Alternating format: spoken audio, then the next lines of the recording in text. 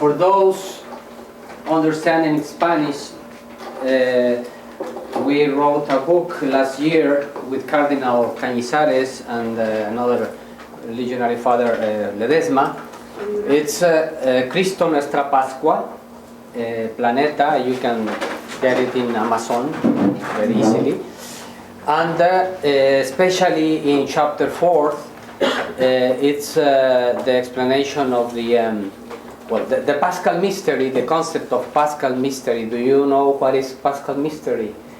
The Paschal mystery begins with the institution of the Eucharist. But the Paschal mystery is the passion, death, and resurrection of Jesus. The whole thing is the Paschal mystery. So, Cristo Nuestra Pascua, Christ, our Easter, our Easter, is the explanation of each part of the Paschal mystery. So, in chapter 4, we take the sufferings of Jesus according to the Passion, and also we use a lot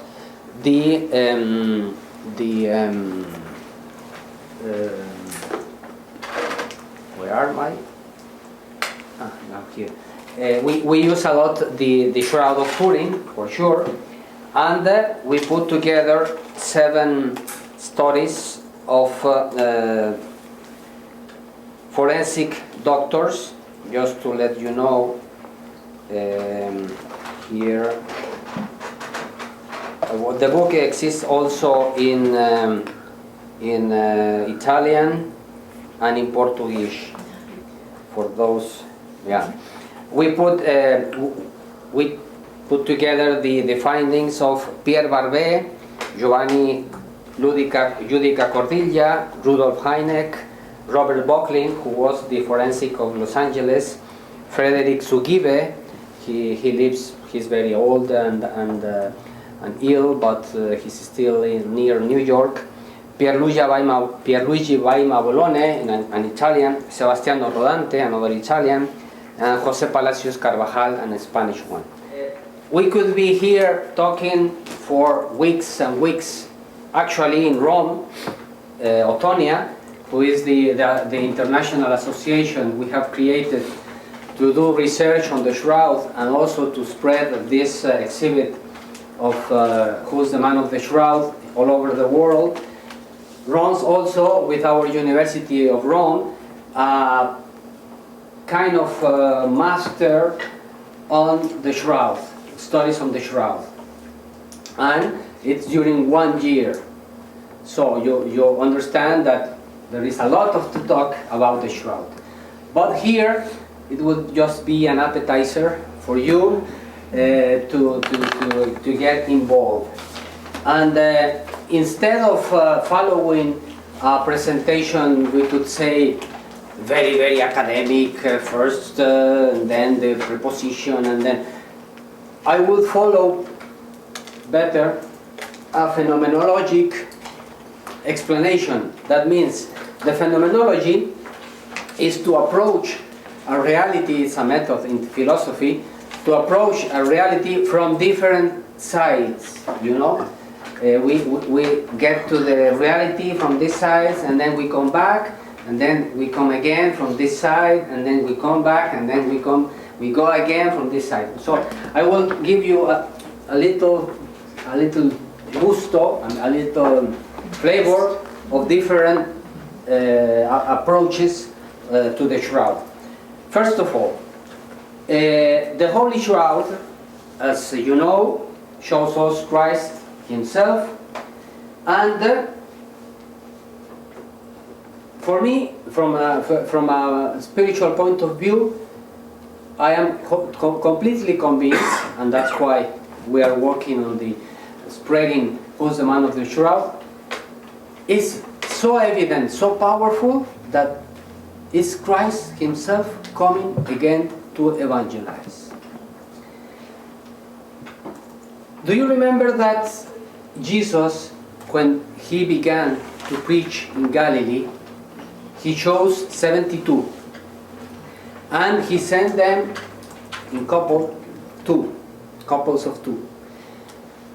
Then came the passion, death, and the resurrection, and then he ascended into heaven, and we are here now. But in a sense, as I told you 2 days ago in the Mass,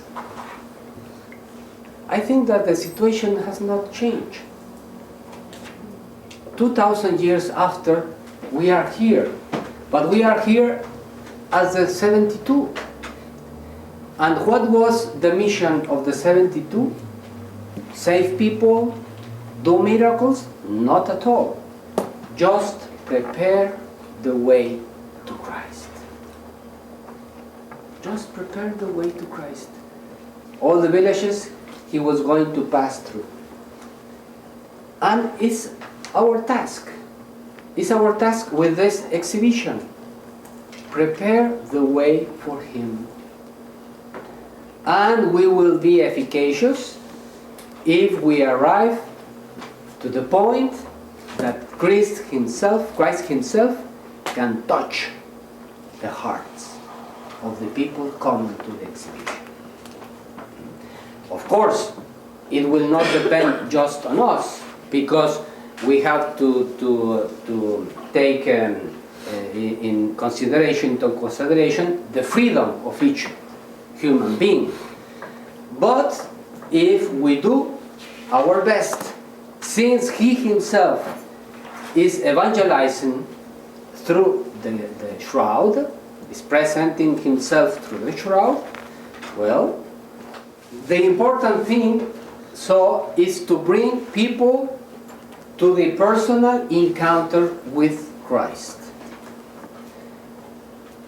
And in order to do that, we have to transmit not only knowledge, but mainly personal experience. Because if there is no personal experience, you are not a witness. And what you are telling, you are just repeating, as I can repeat now, what is the relativity theory, but I don't understand so well. I'm just talking like a perico. How do you say it? Yeah, like a parrot. And it will not make sense. I can be very precise, very scientific with the data I am giving to you, but if back there is no personal experience, it will not convince. It will not touch. Don't forget that. I am not supposed to touch. It's Christ himself. But Christ uses the means, the human means. So I will be efficacious if I transmit, if I am a witness. If I am not a witness, it will keep just at the level of a cultural exhibition and nothing else. And if we reduce this to a cultural exhibition, we were losing our time, our money, and many others. So the conclusion here, the first conclusion is, I have to appropriate myself first what I am going to explain. So I have really to convert myself in a witness. I have to have my own experience. It's like here among you there are people who already have been in the Holy Land, and there are people not. If we give 3 minutes we can choose two. One being in the Holy Land already, and one not yet. And you will touch, you will feel immediately who's talking like a witness, having done the personal experience, and who's talking just from what he has heard. It's easy, no? So the same thing has to be here. I can talk about the shroud, I can explain and be a guide of who's the man of the shroud, but just reading, memorizing like a parrot the catalog, and giving the rollo, as the Spaniards say, the speech. On the contrary, if I am a witness, I can miss a lot of details, but I am transmitting an experience, and it will touch the people. Why is so important the shroud? Because if we go back to the first century, how were formed the Gospels? Do you know how the Gospels were formed? I mean, Matthew, Mark, Luke, John. Word of mouth. Oral transmission. Yes. Oral transmission, yes. But how does oral transmission work? Witnesses. I mean, we know that in the people from Middle East and Asia, they have a strong capacity of passing on the traditions, you know. So the oral transmission could be for centuries, but that was not the plan of God and of Jesus for that. So he inspired some of them to write down the Gospels. So for sure, there was an oral transmission in the primitive church, but in a time arrived the moment to put in written words that tradition. But what was the nucleus of the gospel? How they were formed? You know that it is not that the four gospels appear at the same time. No, right. We do not even who was the first. Why? Because we have the synoptics, Matthew, Mark, and Luke, and John. Separate. Okay. Why do they call synoptics? Similar view. That means that back of these three, there must have been a document that the three consulted. And the German researchers, the German exegetes, called the Q document. Q, it's because in German, Quelle means source. So the source, the common source document. We suppose that document, the Q document, was the first primitive version of Matthew in Aramaic, but it is lost. We haven't found a version of the Aramaic Matthew. And anyway, the first papiro that we have of a gospel is Mark. So, but how, even before that, the Gospel of Mark, that Quelle document, how it was formed? Well, if you take each one of the Gospels, you will realize that when they talk about the passion, death, and resurrection, they use at least 3 chapters. And John, 4 chapters. So, and if you analyze the Acts of the Apostles, and you take the speeches of Saint Peter right after Pentecost, you will realize that the message was focused exactly on the passion, death, and resurrection of Jesus Christ. And he is proclaiming this in front of the Sanhedrin. You know, it was the Senate of the Jewish. religious senate, because they didn't have any political power at that time, since they were possessed by the Romans, and in front of the general people. And since it was the day of Pentecost, the feast of the Jews at the time of Jesus, the Jews were obliged to go to Jerusalem 3 times a year for the Easter. Then 7 weeks after the feast of Pentecost. So 7 plus 7, 49. So the feast, the day 50th, Pentecost. In Greek, Pentecost means 50. So the feast of Pentecost.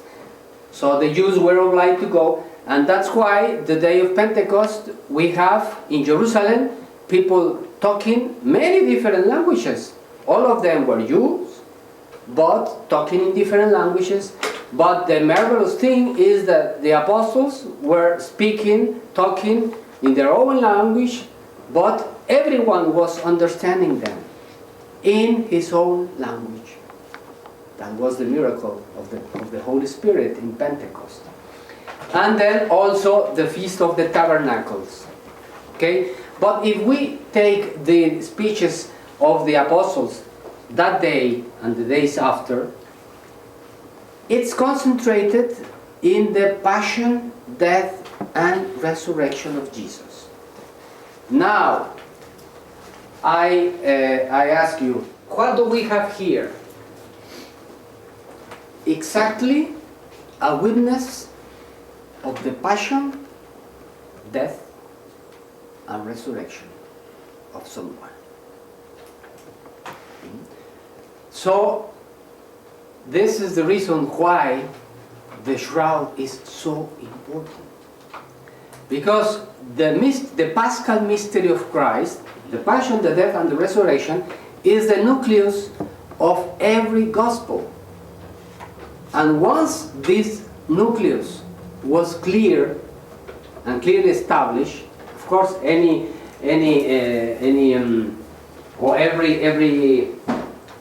evangelist has his own view and records some details, but they began little by little to add some chapters. For instance, St. Luke adds what? Birth. The Gospels of when Jesus is child. Nativity. Yeah?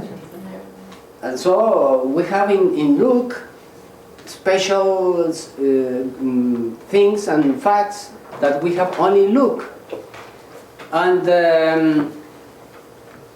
St. Mark, for instance, the teachings of Jesus and many speeches of Jesus, he gathers all of them in one famous speech called the Mountain Sermon, el Sermón de la Montaña.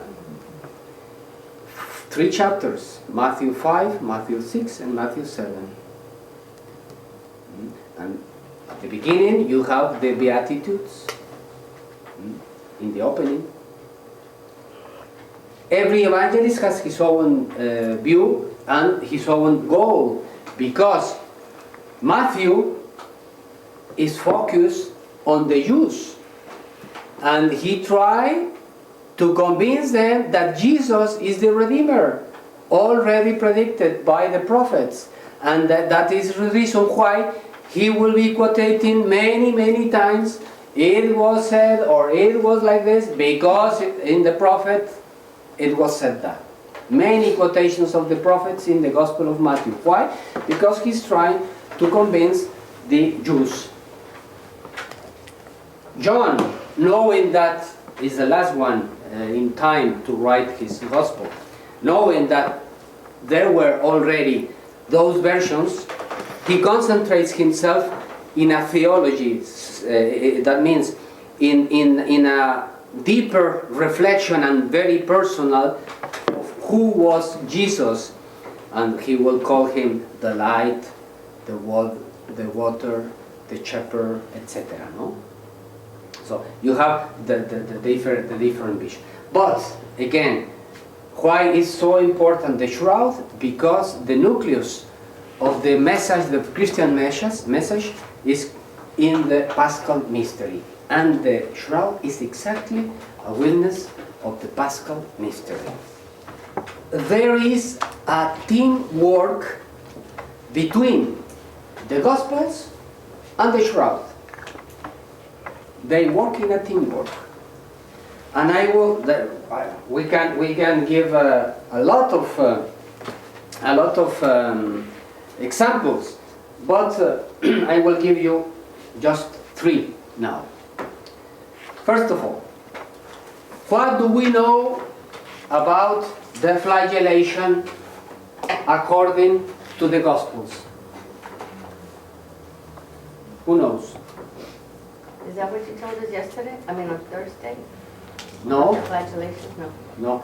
The flagellation, Yeah. the Gospel says only, and Pilate took Jesus and flagellated. The Gospel says nothing more than that. And what do we have about the flagellation in the shroud?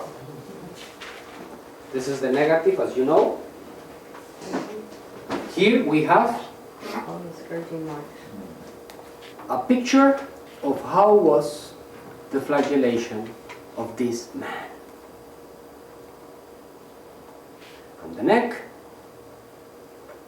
to the feet, back and front. Another example. If we have a do you have, by the way, a lenticular of those who we offer in on sale in Jerusalem? Only the face. I don't have. Yeah, the face. Oh, the okay. face. It's in here.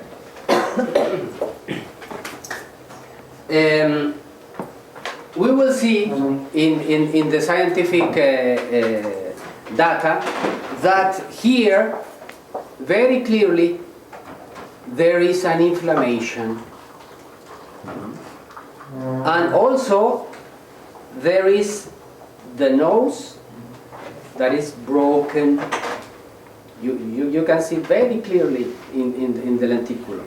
This inflammation, and you as mothers, you know very well, when your children fall down and they hurt, if there is a kick or something that will cause the inflammation doesn't come immediately. It takes oh yes, this one. Okay, if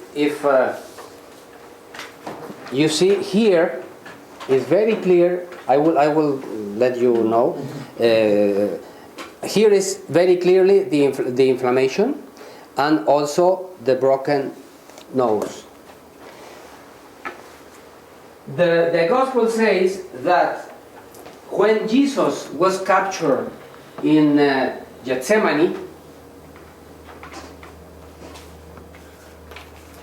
then was brought in front of the Jews organized an extraordinary meeting of the Sanhedrin that night, and they began to accuse Jesus in front of the high priest.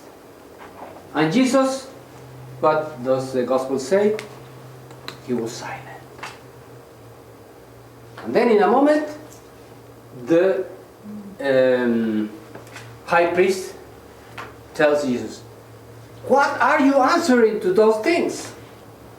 What do you say about that?" And Jesus, what was his answer? Do you remember? "Why are you asking me? Ask those who have listened to me. They know what I have said." And then the Gospel says that one of the servants of the high priest approached Jesus and did what? Strikes him. Yeah. That's so. What does it mean in English? Struck. That word. Struck. To hit. So Hard, yeah. in Spanish, it's traduced. It's translated. Gave him a bofetada. Big slab. a slab. Okay. It's more or less the same thing also in French, etc. Can a slab produce this? No. No. Okay? But if we go to the Greek version of the Gospel, so the authentic version of the Gospel, the word that we find is rapisma in Greek. So the servant gave to Jesus a rapisma. And what does a rapisma means? Rapisma means to kick one with something like this. Now you can understand many things. First of all, the disproportion of the thing. And that's why Jesus will tell him, why are you hurting me this way? What I have said? It's unfair what you have done. But kicking him with this, now we understand why the image is like this and the nose is broken.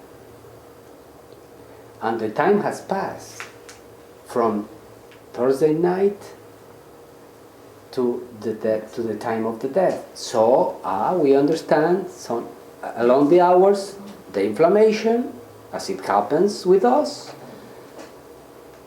And you see how the Shroud and the Gospels, and also now the knowing of the exegesis, etc., work in team here to understand better the Paschal mystery of Christ. And finally, another example, the crucifixion. We know in the time that there have been a lot of crucified men. Have you heard about Spartacus? Well, he was the leader of a Roman revolt in the 60th, 40th before Christ, and that rebellion produced the crucifixion of 6,000 people, and they were put along the Via Appia from Rome to the end, Via Appia, to do a lesson for the people that you are not supposed to do or instigate a rebellion, because you will finish like this. And we know a lot of crucified men, but we see here that this man has been crucified. And we see that, no, it's okay. How do we say that this man has been crucified? Because we see that the hands have been pierced, also the foot, and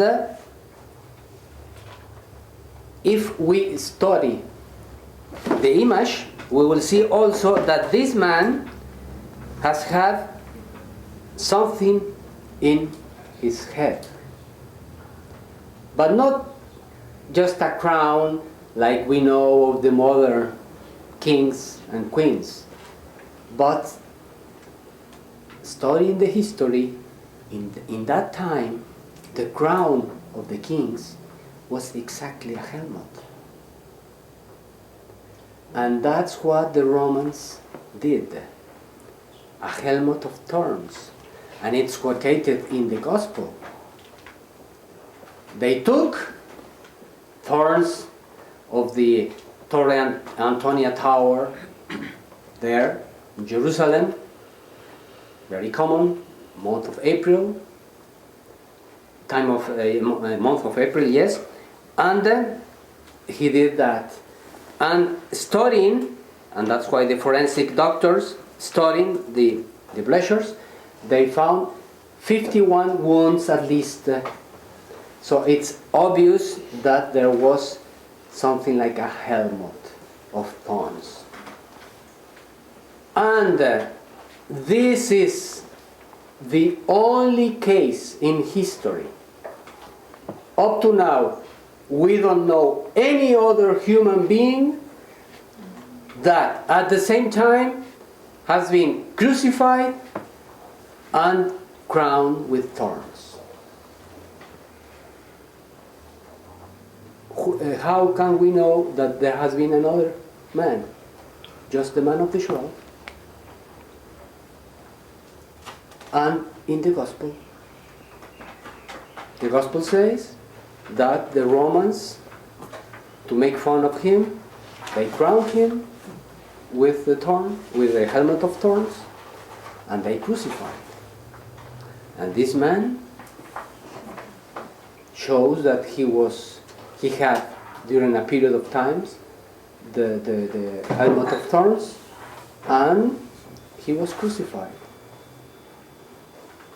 We can know the way he was crucified, just with one nail, the feet just with one nail, and the arms with one each arm. You see how the Shroud and the Gospels work in a team. And if we do not use the Shroud, we are missing something. According to the Roman regulation, in order to do and inflict a punishment over someone, you have major punishments. Okay? At that time, what was a major punishment? The flagellation was a major punishment. Another one, the crucifixion, major punishment. Okay. Why do we call major punishment? Because many, and we have historians, and I can read to you witnesses of Cicero and historians of the Roman period, looking at flagellations and reporting that after the flagellation, the man fell down dead. Because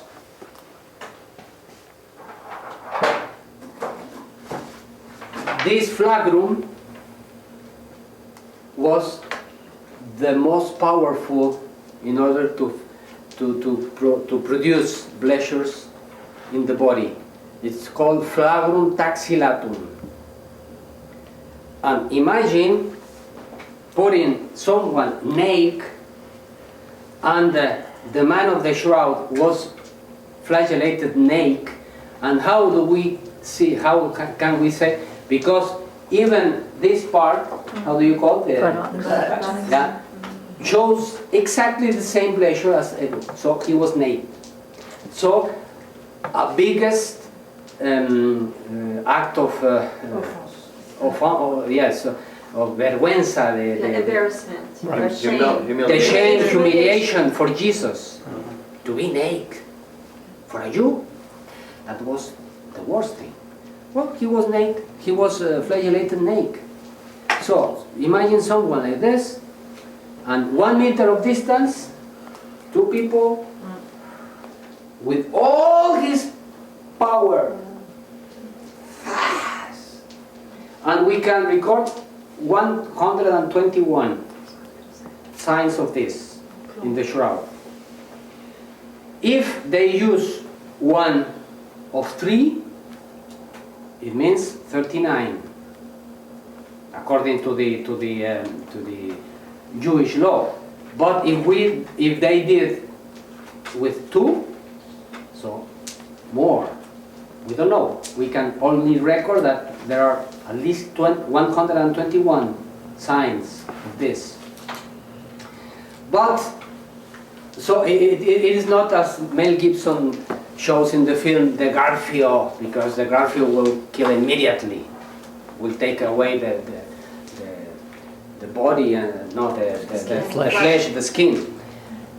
But the bad thing, it was called, do you know what was the nickname of this flagrum? Scorpion. The Romans called this scorpion. Why? Because the effect was mainly inside. It will destroy your muscles, the muscles of the lungs. And so after every movement of respiration, breathing, will cost a lot. Now you can imagine if you are putting on the cross, the effort you will need. Anyway, we are talking now about the major punishment. And we see that the man of the shroud was flagellated and was crucified. So two major punishments. It was forbidden by the Roman law to do that. Never two major punishments on the same person. Never. So, doing that, Pilate went further the Roman law. Why? Because he was obliged. He was pushed by the Sanhedrin. If you do not do, you are against the Caesar. Oh, okay. I wash my hands. I give it to you and do whatever you want with him. And so you see very clearly how the Gospels work in a teamwork with the Shroud.